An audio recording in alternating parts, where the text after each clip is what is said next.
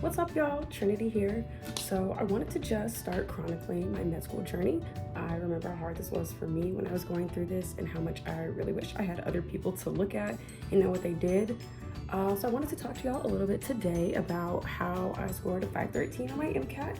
I think it was like the 83rd or 84th percentile, but I did go straight through. So I was studying for my MCAT during my junior year of college, and I went to Brown. I just graduated this May, headed to CAT in the fall. So yeah, let's get into it.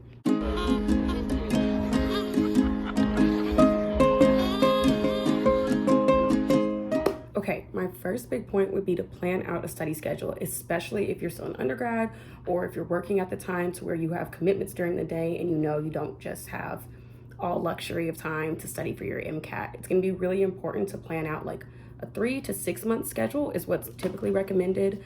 I took my MCAT the middle of May and I started my studying the beginning of January. So I think that's like, it's about 4.5, 5 months. I had to count on my hands, it's a little embarrassing.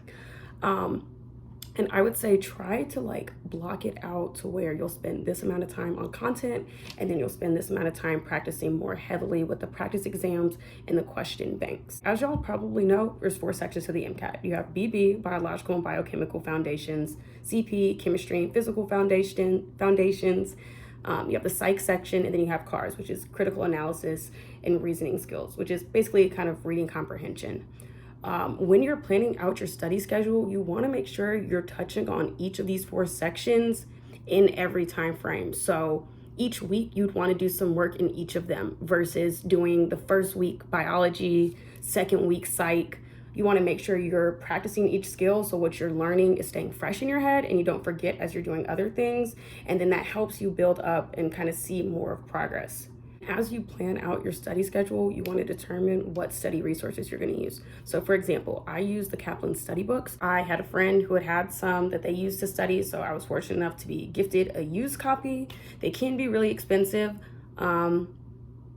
So also look for free resources or ask around to any of your other pre-med friends to see if they have old books that they're not using anymore, because those prices do add up.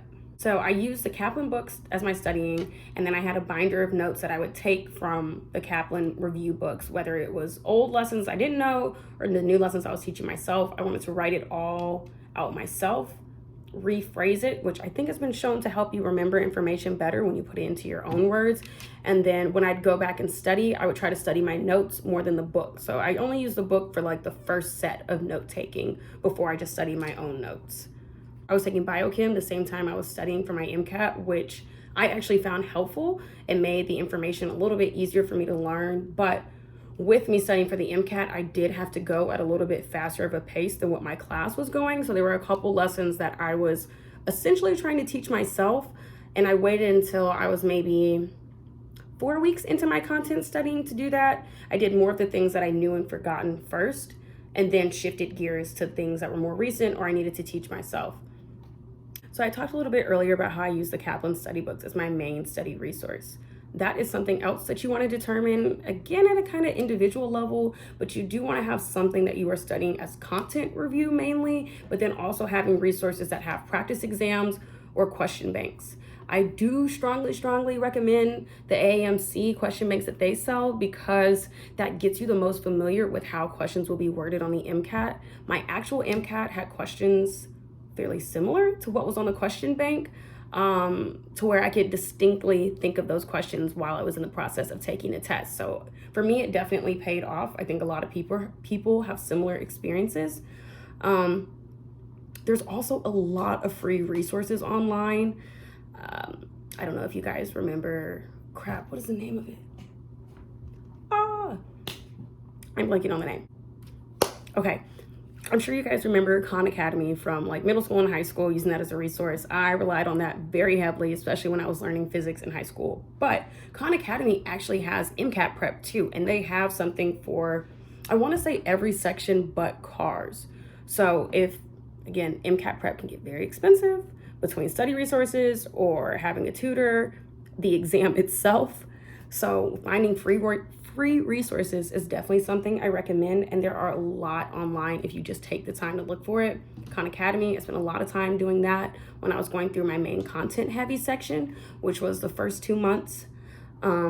There are also companies that will advertise like a free practice exam, and you normally have to listen to some type of promotional spiel, which can be a little bit annoying, but to be able to get a free 5-hour practice exam, it's normally worth it in my opinion. So definitely look out for any of those promotionals.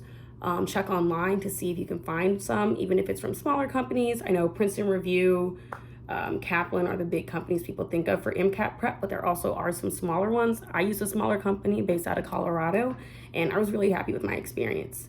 I also used a lot of YouTube videos. What else? I think Shamasian, that's the name of this website, this tutor guy, really helpful. That takes me to the second point. Practicing consistently is the name of the game for MCAT.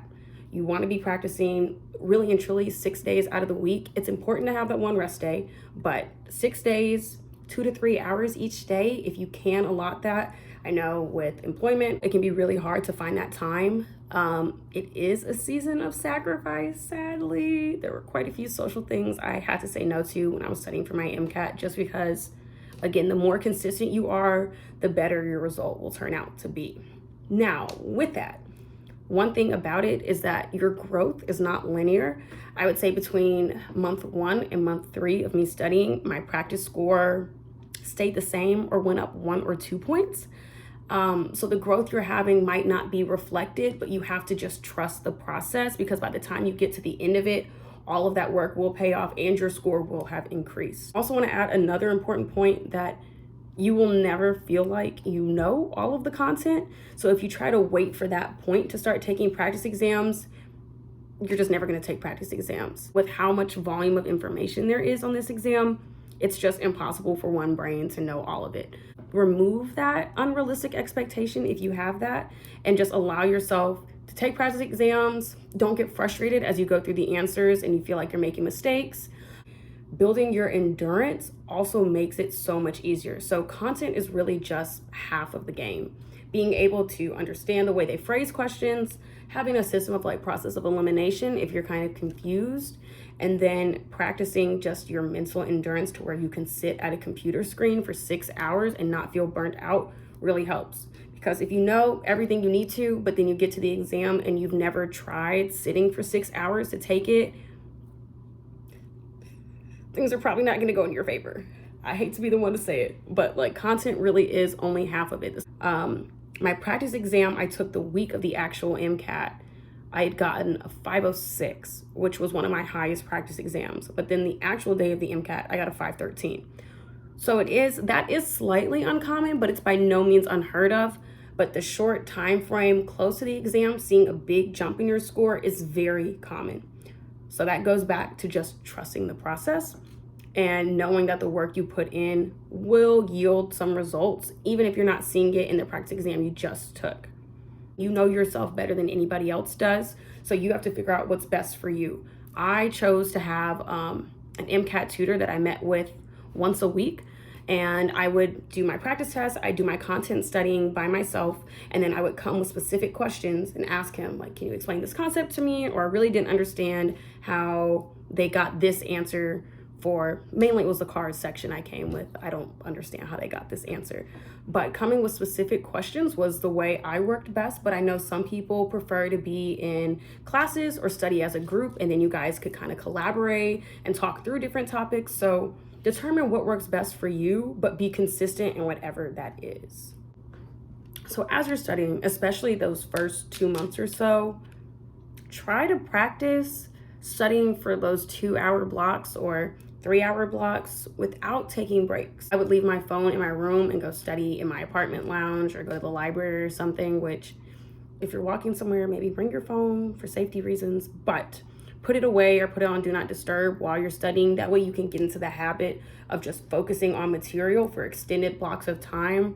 A lot of the studying I used to do, like, I don't know, I would take, after 40 minutes, I'd go on TikTok, I'd go on Instagram, I'd scroll for a little bit, then go back to my work. But with the MCAT being 6 hours, 15 minutes, you want to get in that habit of just focusing intensively on material for as long as possible. And if you've been practicing studying for like 3-hour blocks without taking breaks, when you finally get to that 6-hour MCAT practice, it's still going to be difficult, but it'll be a lot easier for you to focus and kind of dig deep. Something that I found super helpful, the 2 weeks leading up to your exam, try to take a practice test literally every other day. Still take that 1 day off with the 6 days studying, 1 day resting. Definitely take that 7th day to rest because you don't want to burn out, especially so close to the exam. But taking a practice exam every other day will make the actual test day so much easier. Okay, something I forgot to mention while recording this is that it is just as important to review your practice exams as it is to take them. Going back through the questions that you missed so that you won't get them wrong in the future, and then reviewing the ones that you got right just in case they were lucky guesses, is probably the most useful practice to get ready for the actual exam. I feel like that was the best thing I did to prepare me, in addition to taking the practice exams regularly. You'll be really used to sitting for a while. You're going to be in that mindset of kind of understanding how they ask questions and being able to shift through things a little quicker.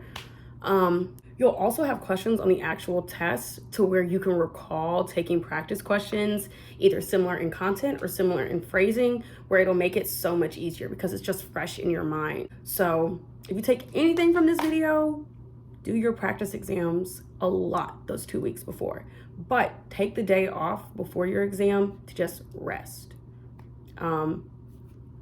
I say that, I did not do that. I reviewed my psych section and I'm actually really happy I did. So I guess I'm gonna change my advice and say, don't do any intensive studying. Definitely don't do a practice exam. I would say don't do question banks, but if you wanna read through your notes from a section or there's something you're a little shaky on, definitely feel free to spend like an hour leisurely reading through that to where you won't feel mentally exhausted.